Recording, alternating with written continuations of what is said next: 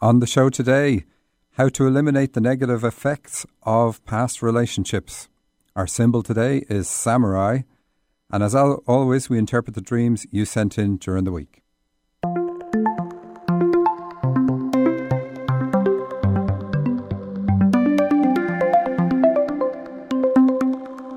Welcome to So You Think You're Awake, the show about dreams and their meanings. I'm Michael Sheridan, and with me in studio is Susan Pullen, shamanic healer and life coach. Hello. Do you want to add anything to that, Susan? No, it's a long list. Thanks to everyone who sent dreams to RadioShow at dream-analysis.com. Please continue to send them in, as we always need them for the show.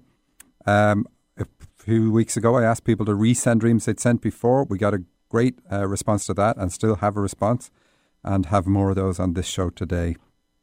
You can always jump the queue and call us on 425-373-5527 and we will take calls anytime after the first ad break. Next week is our Halloween show, so I want to remind you about our Halloween competition. You can win tickets for you and a friend to AMC or Regal Cinemas. All you have to do is send us your nightmare by email to radioshow@dream-analysis.com. Please include your age at the time of the dream and especially let us know if it is an old dream. Kids' dreams are already nightmares, so that's important for us to know. We'll pick the winners and announce them on the Halloween show. The competition is only open to US residents, but anyone can send dreams in and we will do them.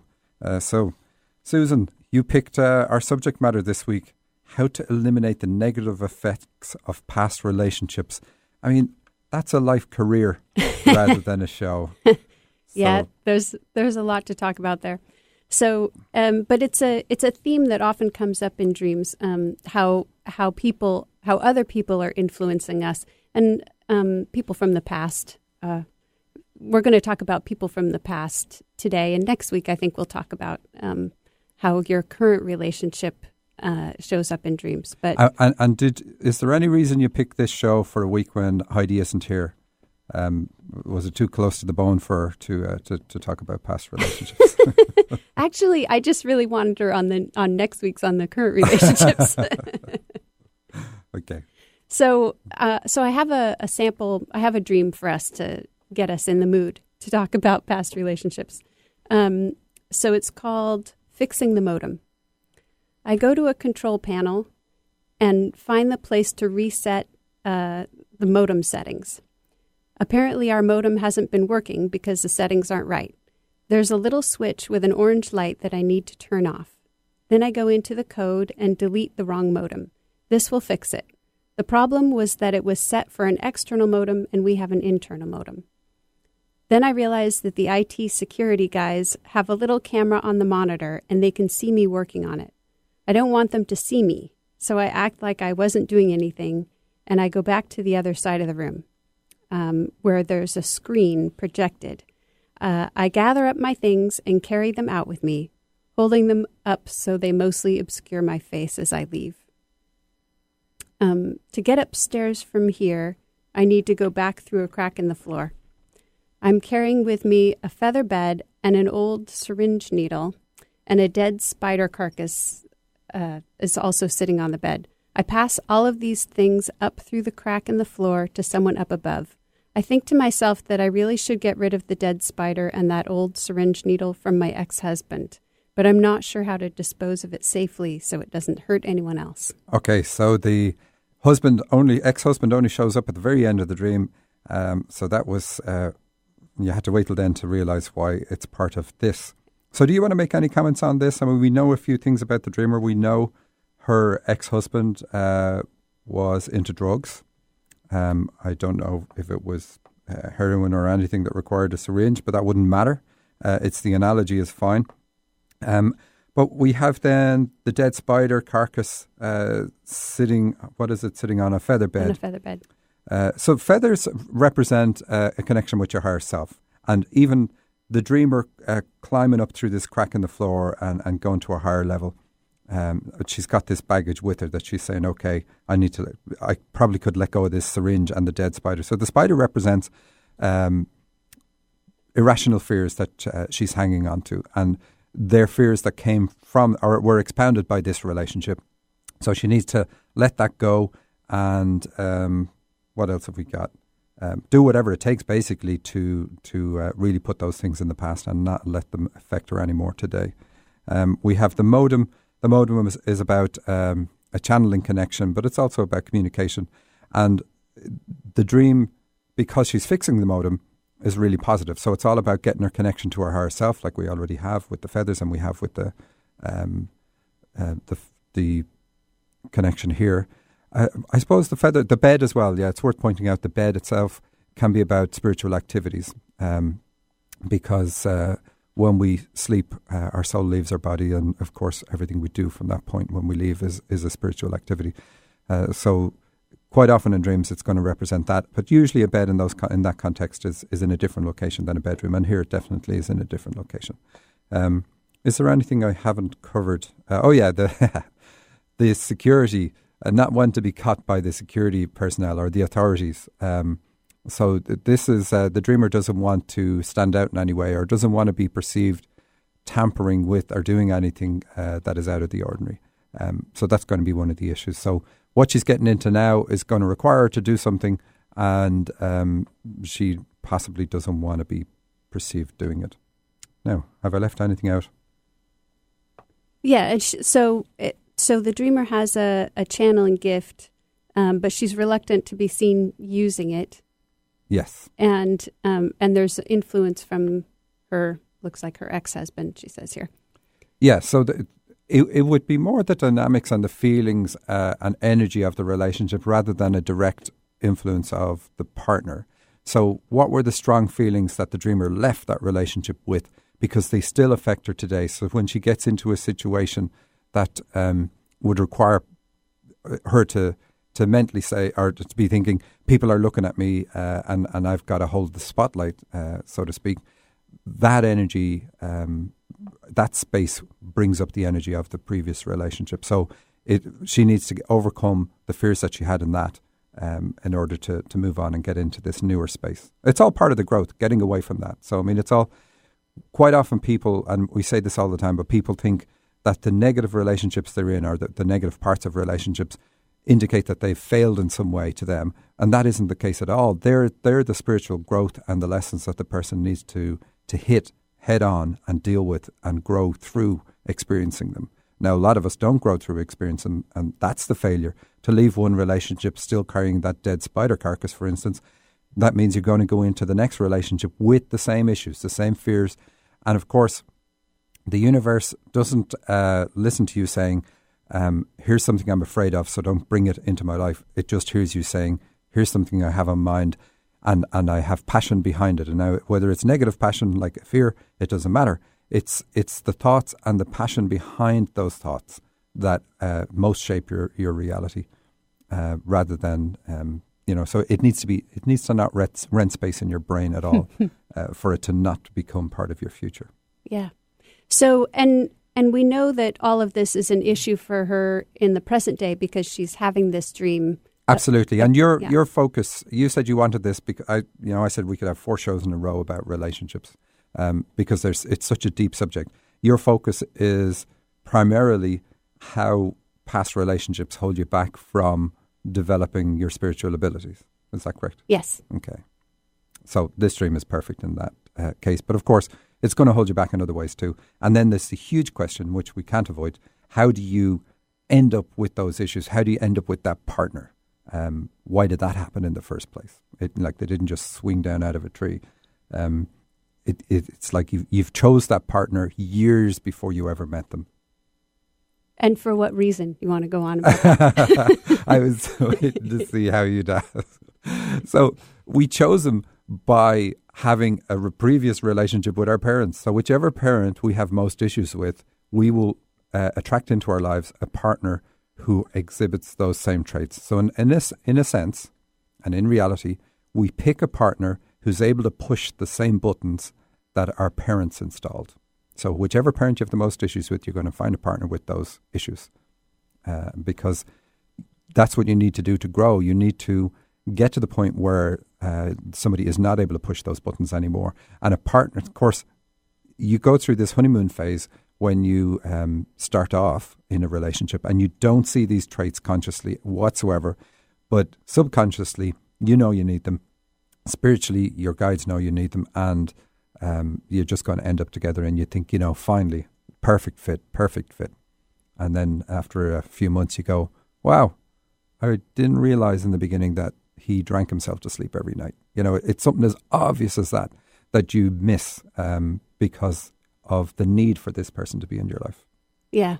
And I think lots of times we believe that when we leave the relationship, when we leave that person, that we're leaving those issues in the past, but really we just we just encounter them in another form, in another Absolutely. relationship. And I'm probably jumping the gun here because I know you mentioned in what you've written the need to cut the ties through various different means with an ex-partner. But sometimes it's inappropriate to cut the ties, and this is probably more part of the next topic for another week, where you're talking about current relationships. But there is a karmic bond and a karmic connection between us and our partners quite often.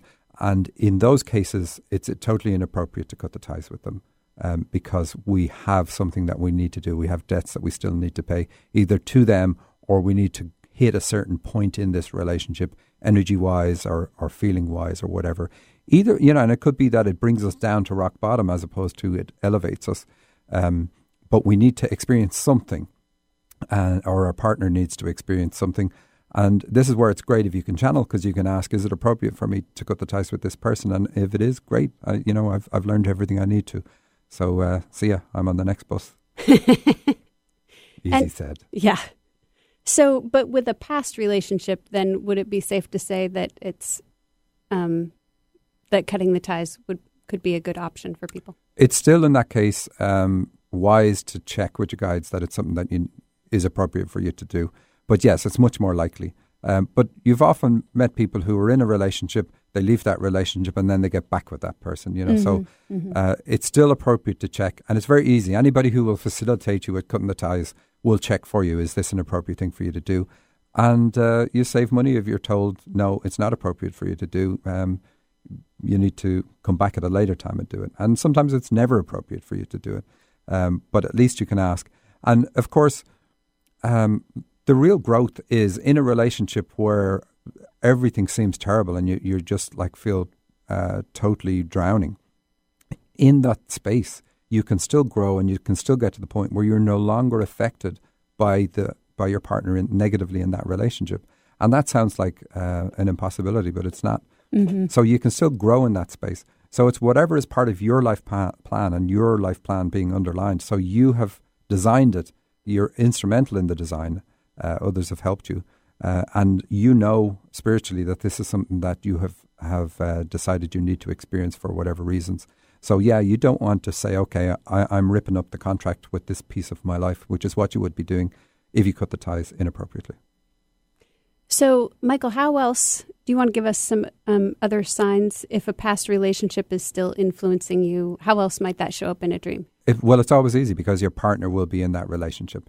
And they might only be fleetingly in it. And so you can have dreams where you're in a relationship and it's not anybody you've ever been with. And that can be a comment in general about your connection with your male side or your female side, depending on your gender, and how you hold yourself back in relationships in general. But if it's a past relationship, you're going to have that particular person show up, and it's almost always a negative, but it doesn't have to be. Sometimes you can have a dream that will just be focusing on one really sweet time in your relationship and saying, carry that with you now, because everything else you've dealt with. So just carry the positives from that relationship, because there's almost always a positive in any relationship, no matter what way it ends.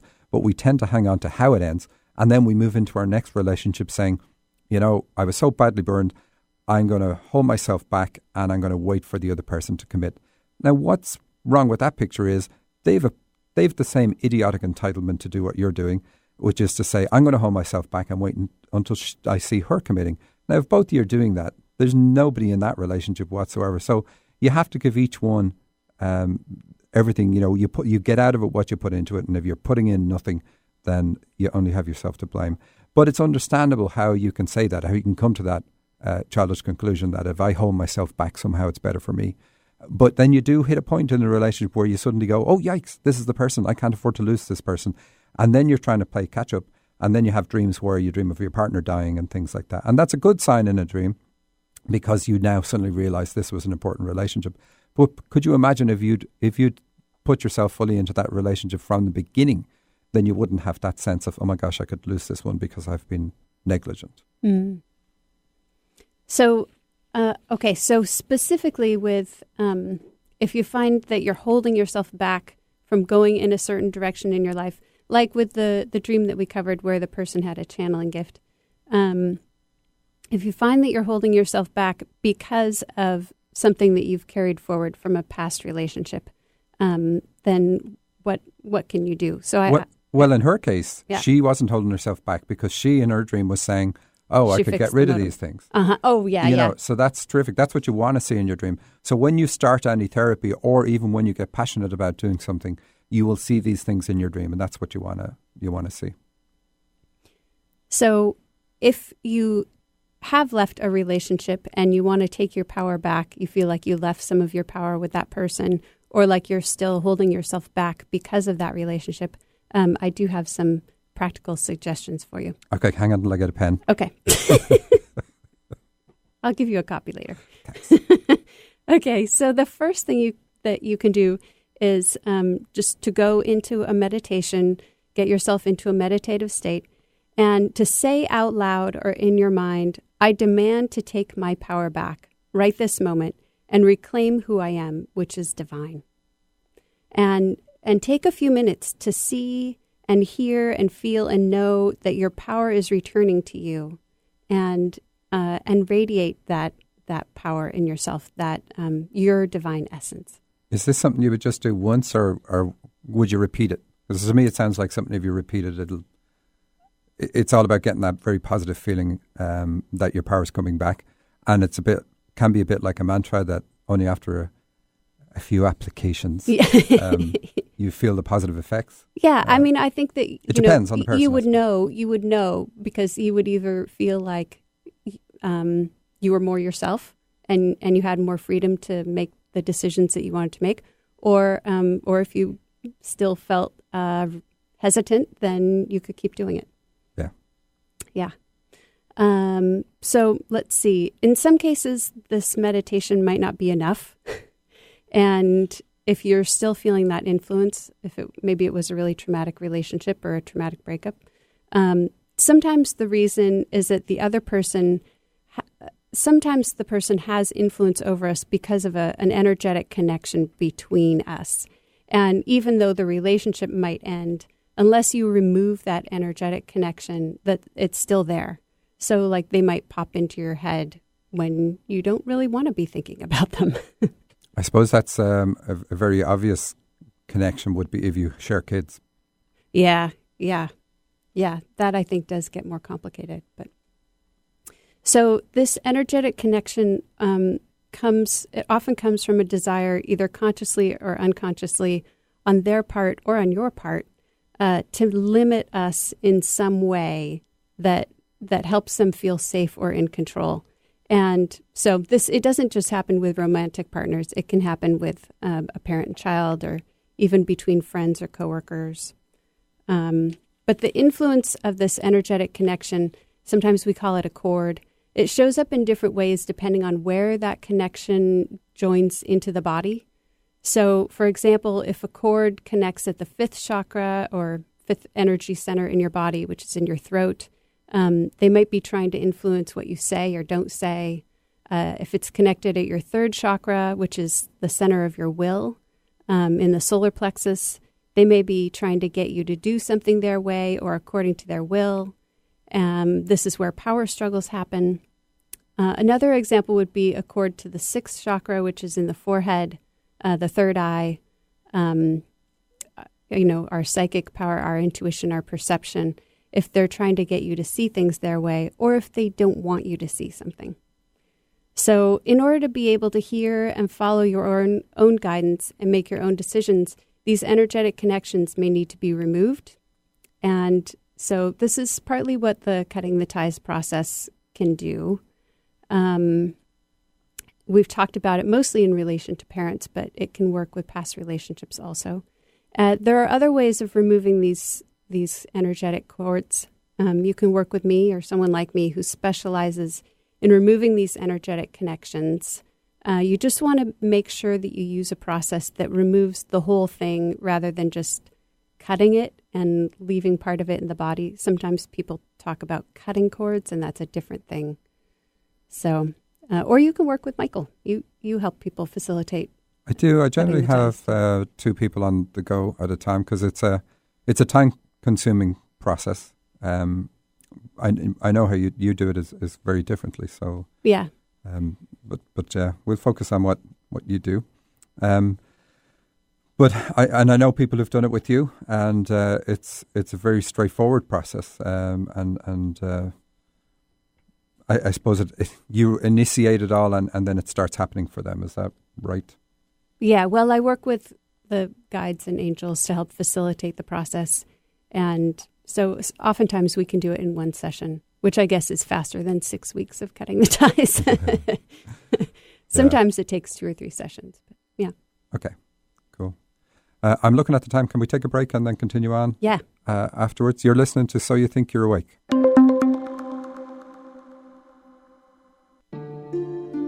I'm Susan Pullen. You've probably heard me on this show talking about dreams. Maybe you've also heard me talk about how I can help clear away the things that hold you back so you can enjoy the fulfilling life you were meant to have. But maybe you're still asking yourself, how could Susan help me? What would it be like to work with her? If so, then come and meet me at the Samhain Festival on November 1st in Seattle. Details are on my website at true-radiance.com. See you there. Hello, this is Heidi. How can I help you? You tell me. You're the psychic. That's not how it works. I am a medium. I connect to your spirit guides and loved ones and pass on their messages to you. So why did I call? Use the force, Heidi. Look, I can get answers to any questions you ask. That's not a problem. They can be about anything: relationships, career, children, finances, anything. Anything? Okay. What's my favorite color? Dave, your mom says you're being childish. For readings with Heidi, go to angelsontheline.com. For the people, by the people. Alternative Talk, 1150 AM. Welcome back. You're listening to So You Think You're Awake with Michael Sheridan and Susan Pullen. Our show is all about dreams and their meanings, and our phone number is 425-373-5527 if you have a dream or a dream-related question. And before the break, we were talking about how past relationships affect your power, well, specifically your ability to develop your spiritual powers. Is that right? Yes. Because I think oftentimes we hesitate to pursue, developing ourselves in that way because of the way our previous partner reacted to it, or because of beliefs that we picked up in that relationship. Yes. And then, of course, that relationship is hugely influenced by your relationship with your parents, which is hugely influenced by the very needs you have in this lifetime.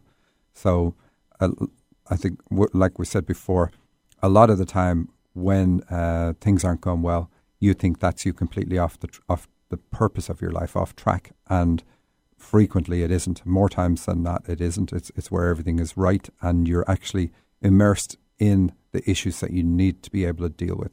And of course, you're never going to ask and figure out how to deal with those issues if you're not experiencing them. So you deal with those, get your power back, and that restores the power that you had given away on the spirit plane too. So we have a dream anyway. The first dream fits in with this theme. Shall we have a look at that? Yeah, and I think actually I'm wondering if this is from the same dreamer. I'm in a relationship with my first husband. He's in school and I might be too. We have plans to meet, but he doesn't show up. I'm concerned about him, so I go to his class, which might be microbiology. I'm concerned that he's taking drugs or in some kind of drug-related trouble. The class meets on a bus.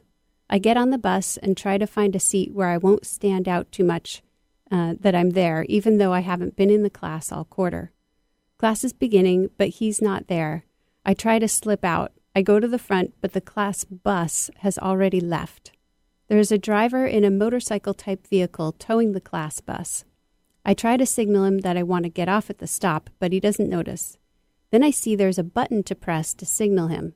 A red light flashes to show that someone has requested a stop, me, and he pulls over at the next stop.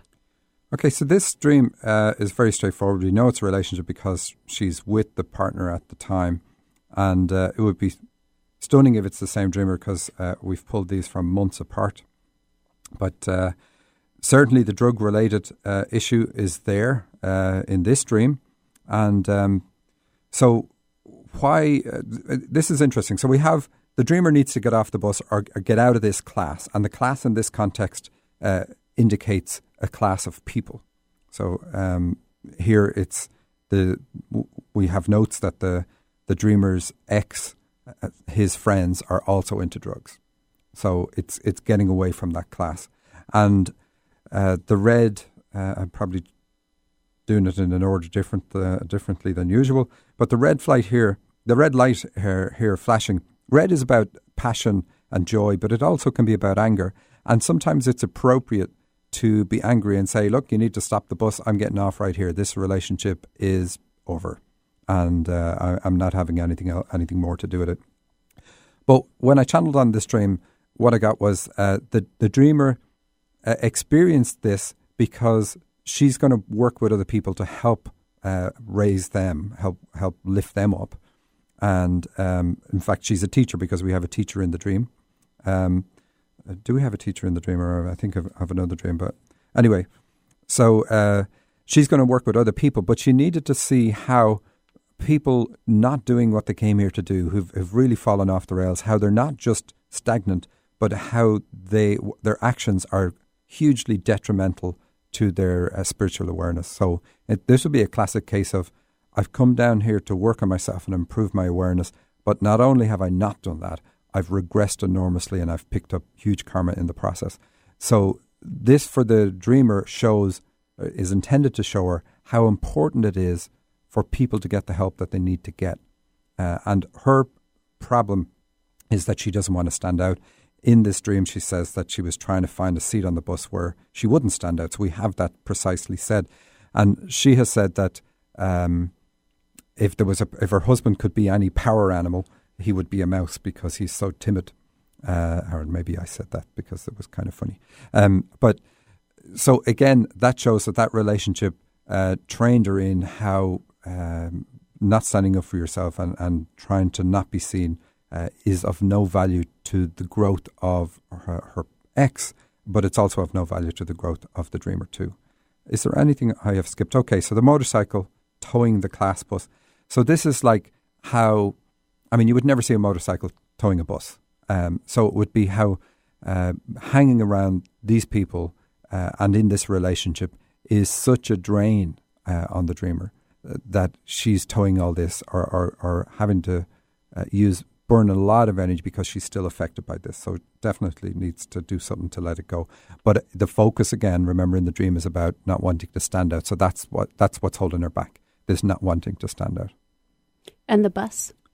Well, it's about her ability to work with groups of people because it's a school bus. So it's all about learning. So a bus on its own is about like helping groups of people, but a school bus is where we get the teaching symbol. So she's a teacher and going to work or already working with groups of people, but she's still being held back by the not wanting to stand out because of the ongoing effects today of this relationship that's way, way back in the past.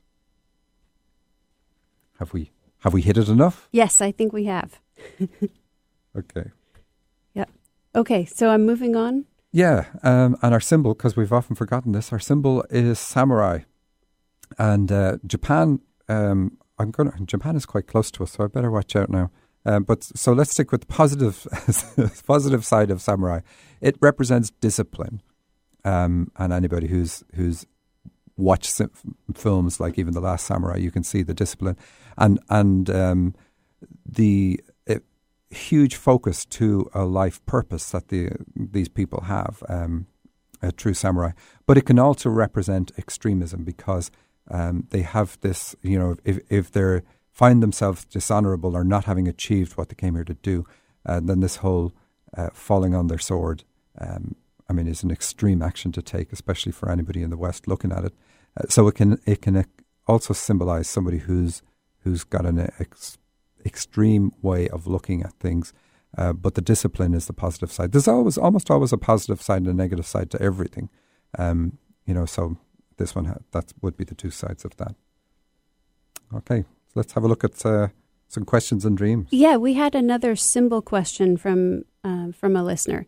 Does smoking a cigarette in a dream have different meaning depending on context, or is it always the same? I wonder what it means, especially when a person doesn't smoke in waking life. Yeah, so we got this question a while ago, and it came in after doing a dream with cigarettes in it, and I said it's about, it was a sexual symbol, and it frequently is.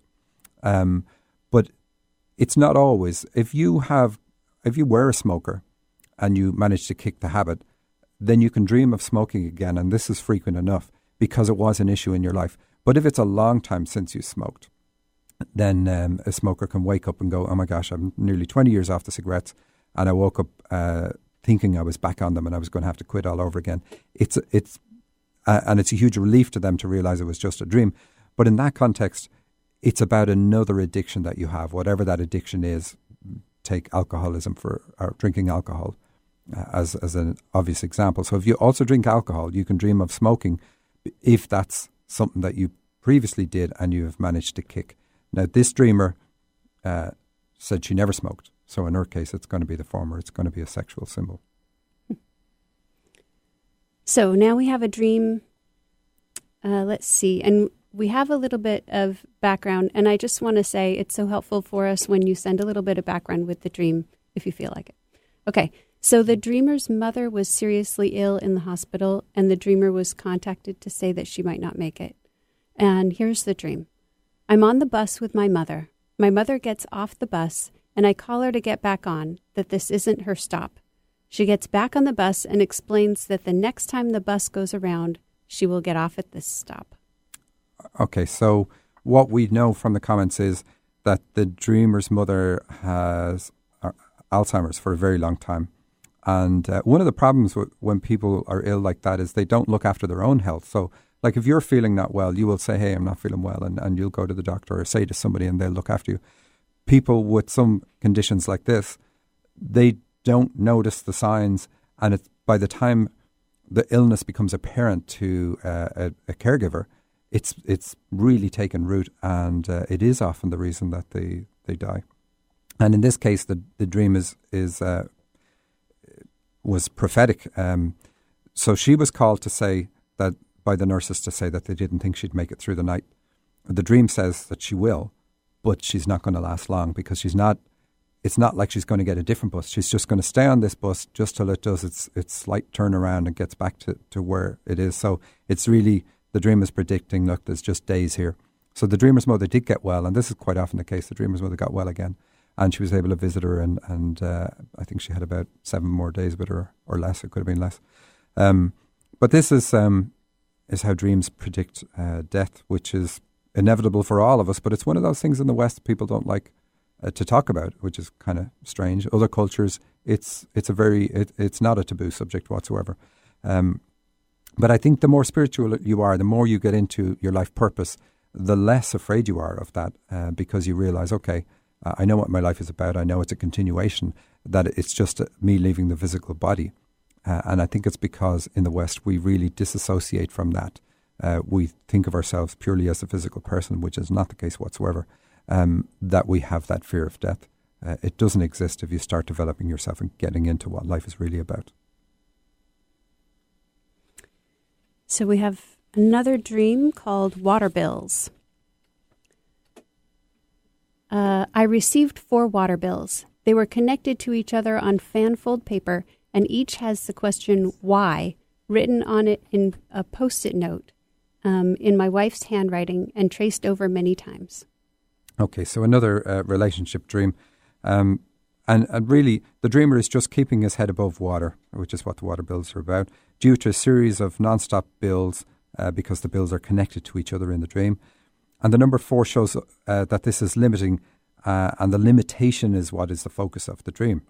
The dream asks him to focus on his spiritual path, which is the water, and in particular the issues in his relationship because of his wife's repeated question that surface as a result of these bills. We all have issues. Those issues are designed to help us grow spiritually by working through them. Because we are all often blind to our issues, we sometimes only see their reflection in the world around us. In this case, the bills are the flashpoint for his wife, but they are not the cause. The counsellors are well aware of this phenomenon and help people connect with the real issues. And it's interesting to note that a karmic obligation to your partner could mean that you have agreed to suffer a huge debt in order to let it bring up the issues and feelings she or he needs to deal with. You may have nothing to gain spiritually from the experience, but you have nothing to lose either. And when you know this to be the case, as it is for this dreamer, it allows you to stop trying to solve the perceived problems, i.e. the bills, in the knowledge that it is a requirement to spur growth in other areas. And so this is something that I had talked to this particular dreamer about. It's not their issue, it's their wife's issue. And again, it's a karmic thing, so it's not for him to solve. And always interesting when it comes that way. So we have a caller on the line. We have Ivy. So hello, Ivy. Hello. Do you have a dream for us, or do you have a question? I have a dream I'd like interpreted because every little detail was so vivid in the whole thing. Okay, go ahead. Okay. It started out, my sisters came over for breakfast, and we chose a restaurant that the food was okay, but we liked the place because we've been there before, and the customer service is great, and the people are great. We want to give them our business. And it's a restaurant that's been in my dreams before, but it's not a real one, as far as I know. And then when I get there, one of the sisters has invited a whole bunch more people, so we have family around us. And one waitress comes over and grabs my 93-year-old grandpa by the arm, kind of jerks him up, and she's like, come here. And we're like, stop, what are you doing? You don't jerk the arm of a 93-year-old. But she gets him up, and she takes him in to watch TV in this other room with them. And then I'd gone to the restroom and came back, and so I'd missed giving my order to the waitress. So this little 7-year-old girl comes over and gets my order and takes it. And then we're eating breakfast, and I asked my cousin who's sitting across from me how his retirement's going, which he was new to, and he said, fine. And then the person next to him says, well, sounds like a good idea. And I look up, and it's my ex-husband, late husband, and I was startled to see him there. And then he said, he bent over to me and he says, run away with me. But then his face kind of blurred out like I wasn't sure if it was actually him or not. And that's when my eyes popped open and I woke up. Okay, so are you in a relationship now? You said ex-husband. Okay. Well, the symbols in the dream are very clear. The restaurant is about a social setting, because it is. And you emphasize business, wanting to give business to people. So we know this is something that you're a social setting that you're going to work in. There are lots of clues here. You say your 93-year-old grandpa is jerked up by the arm by this worker. Mm-hmm. Do you have a 93-year-old grandpa at the moment? My uncle is 93. Okay, so that's fine. So the treatment that he was pulled up to be brought away to watch TV, that gives us a clue. So the worker is a guide in the dream. So this is saying, look, you're not allowed. You're saying it's really look at what you do. You say, this isn't what you do. You have to be gentle. You have to be whatever the feeling is that's in the dream. That's the important thing. But predominantly, it's a feeling about no. Let the man rest.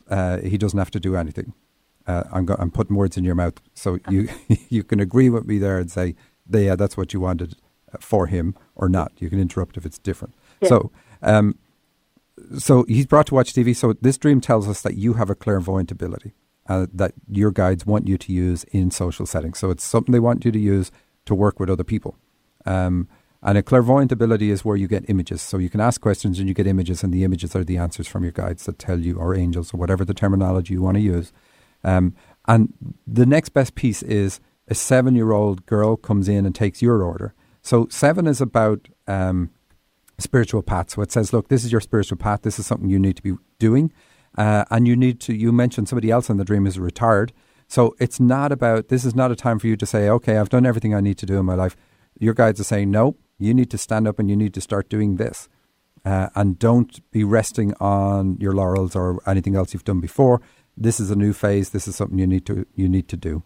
And what else am I missing? Were there other things in the dream? Yeah, family. So family, you say you start off with your sisters.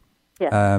And then other family members are there. So this means that its family influences are part of what would make you not do this, reluctant to do this, because family members are the ones being jerked up and saying, hey, come on, this is what you need to get going with. I think I've covered everything. Have you? So how does that fit with you? Can you acknowledge that you had a clairvoyant ability that you used up until the age 7 at the very least, because we have a 7-year-old girl in the dream? Well, I think I have to sit and think about that. I'm not sure. Do you get images easily? Yes, and sometimes it's just a knowing. Okay. Sometimes I just get the answer, like maybe you're backing up and there's a car in the blind spot and the voice inside just kind of yells, stop, Perfect. stop, Okay. stop. And then I stop and oops, Yeah. the reason for that. Absolutely. So now you need to use that voice in a much more conscious way and use it in a social setting, because the restaurant in this dream is a social setting. So the way it's going to work for you first is to, like, typically these restaurants, you say it's not a restaurant, typically what you see in these is the floor layout is a couple of steps up is where the area you need to be in. And so I don't know if you can remember in the dream, if you've got a floor plan and then there's usually like an open type railing and a couple of steps up, and that's where all the tables are that you're going to be sitting at in these dreams. It was a restaurant that's an old house, so they've used the living room where they have all the tables, and we were in kind of a semicircular booth where they have a big round table to fit everybody, and then the actual kitchen of the house is the kitchen, and then there's a room off the living room that has a window in it, and that's where they were watching TV. Okay, so the window, that would be your inner voice thing. So the window represents your psychic ability. And if you're wondering why, we all know every house has a window. So the fact that you have to point out to us when you're describing the dream how important the window was, that you need to say it, that is your ability to see beyond the physical, because windows allow us to see through the physical. So that's your inner voice. So it's saying that you've got the psychic ability, which is a strong connection with your higher self, and you have this clairvoyant ability. So work on it, work on developing it. And the circle area, that's really good. So this is saying it works through female energy, works through the heart, which is what the circle is about. So this is something that you'll find yourself, you can find other people that are interested in helping you develop this, I would say, based on that symbolism. And you can have fun with developing it. And then and that will be a social thing too. So maybe with your sisters even, people that you're close with. And seeing how far you can go with this. And then you will find it gets stronger and stronger, and people will be surprised at what you get. You'll even be surprised at what you get. And people will then start coming to you saying, hey, I hear you're good at this. Can you help me with the issue I have? What do you get for me? And, it is meant to be fun. It's not about, I suddenly have the weight of the world on my shoulders and I've got to help people that way.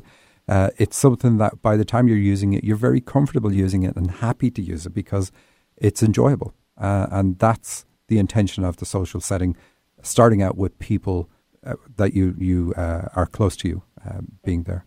And then the end of the dream where my ex-late husband leans over and says, run away with me. Okay. His face kind of blurred. That was really startling. It's like, is that you? Really? Okay. So then you look at what are the issues, what were the takeaways from that relationship?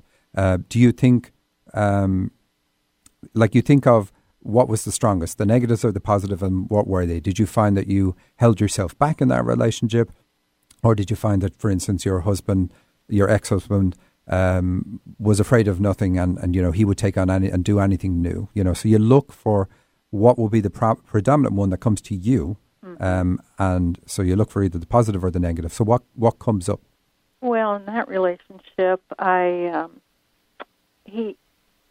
I knew he was very much in love with me, but then he started behaving in ways to turn me away.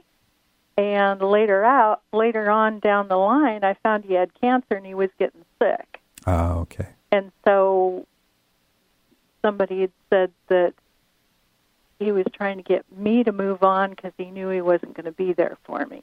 Yeah. Okay, so in that case then, the dream, it's very likely that your intuition was telling you what was going on in that relationship at those times, and the dream it's trying to heal that, putting you back together, because when you knew subsequently what was going on, that would have changed how you would have wanted it to have gone. So the dream is essentially healing that by him reconnecting with you and saying, run away with me, so that you don't have any ongoing negative effects of the end of that relationship. And that's what it's trying to do. So it fits in with what Susan was talking earlier. The way that relationship went still affects you today. So that's something that you would want to heal and realize. Can you remember back to when things were going on and before you knew what it was? What was your own intuition saying? And I'm not meaning to put you on the spot, but this is something you can look at. It was puzzling because I knew his feelings for me, but I didn't know. I knew what he was doing, but I didn't know why. Yeah, I would say your ex is actually going to help you with your connections. So, and this is quite often what they will do. So loved ones that have passed on will help us by being an intermediary, at least in the early development stages of us using our ability, because it's easier for us to connect with them because of our existing connection than it is to connect with a guide or an angel that we don't have any conscious memory of, because you should be able to feel that loving connection from your ex and say, okay, now that I have this, I know I'm connected with him, and I know that at least he's being the intermediary, or at least he's either the intermediary or he is the person passing on the information to me. So they quite often will pass the information on from our guides. People mistakenly then think that they are one of our guides, but not always. I mean, they can be, but they usually aren't. So definitely include him in the development circle, if you know what I mean, so that he's somebody you would trust on the spirit side to be a bouncer for you, or just, he can see what's going on there. He has your best interest at heart too, still, and that will allow you be in a space that is very positive for developing this ability. Wow, that's very incredible. All right, Ivy, thank you very much for that call. Thank you. Take care. Bye. So we're going to take another quick break. I'm back in a moment. You're listening to So You Think You're Awake. I'm Susan Pullen with True Radiance Healing Arts.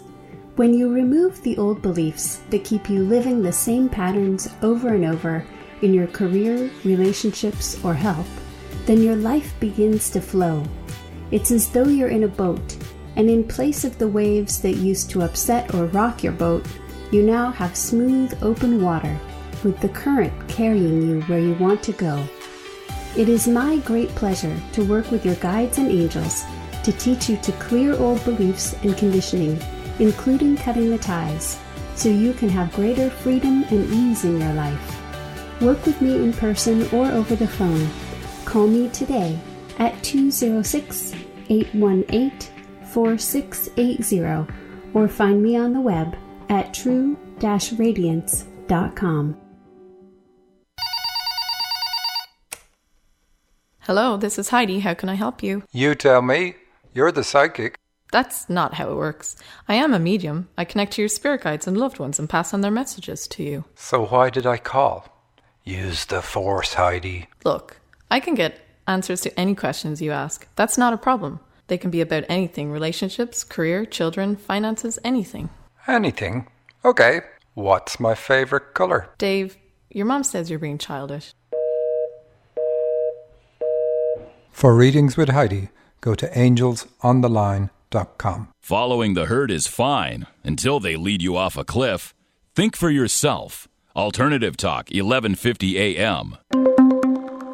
Welcome back. You're listening to So You Think You're Awake with Michael Sheridan and Susan Pullen. Our show is all about dreams and their meanings. And we're going to do a couple of dreams that we received during the week. So this one is called Busted. And it's worth pointing out, this is a dream that was sent in again. So somebody sent this a long time ago, and then they sent it again after our call. And the interesting part, this comes from Sarah, by the way. The interesting part, what I want to point out is we talked about the birth imprint before, and entering a building and exiting again is about birth. So here, she actually enters a car and exits a car, which is the same thing. And it's interesting to know that as we look at the stuff, because the start of this dream seems strong, and when you realize, oh, this is pre-life, it helps us be more objective. First, one of my friends, a man, gives me 3 packages of LSD. They look like colorful packets of candy. I don't take any, but put them in my left front pocket. Then I'm driving a small car. Another young woman is in the car with me. We're on a road going through a forest to a small house where I will be spending the night. Suddenly, the brakes don't work, so I try to pull over, but end up sinking into a ditch on the side of the road. I felt like I was trapped and suffocating. There was no air in the car. It was firmly stuck in the ditch, so I finally get myself out of the car. I'm relieved to breathe fresh air and walk to the house. Okay, so let's stop there for a second. So this emphasis on breathing air makes it obvious that this is, about birth, because you're sucking in the first breath of air when you're born. And then, so when you know that, the LSD, and again, it helps to stay objective, LSD induces altered states. So this dreamer has brought with her into her physical body from the spirit plane an ability to induce altered states. She puts it in her front left pocket, and that's over the heart area. So it's going to work through female energy, quite often will. Anything else to say? Yeah, we can continue on, I suppose. But it's just interesting to say, okay, so this is an ability brought in, an ability to reach altered states. And the difficult birth was meant to... Yes, it's significant, very important. So the difficult birth is how she keeps this ability, how she keeps her connection with the spirit world. At the house, it's nighttime now, and a police officer shows up and immediately starts to harass me aggressively. I'm sitting on a couch, and he sits down right next to me and gets in my face, going through all my pockets and talking to me very loud and obnoxiously. I'm anxious because I remember I put the 3 doses of LSD in my pocket. I turn down the TV and stereo, which had been blaring when I got in. I try to hide the contraband, but the cop inevitably finds it. Very pleased to have nailed me, he grins and asks if I know the penalty for possession of this substance. I say no, and he whispers in my ear, $2 billion. The dream becomes a nightmare as I'm overwhelmed with the thought of this unpayable debt and my life being ruined. Right. So the dream, and I'm looking at the time, so we've a minute and a half. It's saying don't hide your abilities, because she's trying to hide this LSD. And it's saying too that, okay, you had difficulties, a difficult start to life in order to be able to reach the deep altered states that you're able to reach. You need to recover your female side because of the woman left in the car. Remember, she got left there. And your connection with your guide bothered you, so you turned it down. This is right at birth. So you had this strong connection. Your guides are pushing you. The guides don't harass you, but the guides are pushing you to remind you to achieve this altered state. Look, you have this. It's in your pocket. It's on your body. But don't view debts as something you are lumbered with, but rather your guide is saying how valuable your ability is. So the $2 billion, and I keep hearing Austin Powers say $2 billion in my mind. The $2 billion is about channeling. You have an ability to channel in this deeply altered state. And this is how you're going to repay your debt. So hugely valuable, very important for you to do. And then, of course, this whole life being ruined is interesting, because your life is only ruined if you don't develop your channeling ability. And ruined in the context of your life is a spiritual journey. You're here to develop and use this to help others and repay your debts. And the only ruination happens is when you don't do that. So we will trust that you are going to do it. It's actually a very positive dream. It shows an extremely strong connection. Hopefully you're already familiar with it. If not, then do write in and ask us questions, and we can have Heidi tune in and get you more information on that. So that's going to be our show for this week. Thanks to our producer and engineer, Eric Ryder. Thanks to Susan Pullen. Thank you for listening and especially for sending in your dreams. Remember, send them to radioshow@dream-analysis.com. You still have a chance to send them in for our Halloween competition. Send your nightmares to us, same address, radioshow@dream-analysis.com. Until next week, we leave you with this quote. Accept responsibility for your life. Know that it is you who will get you where you want to go, no one else. And that's from Les Brown.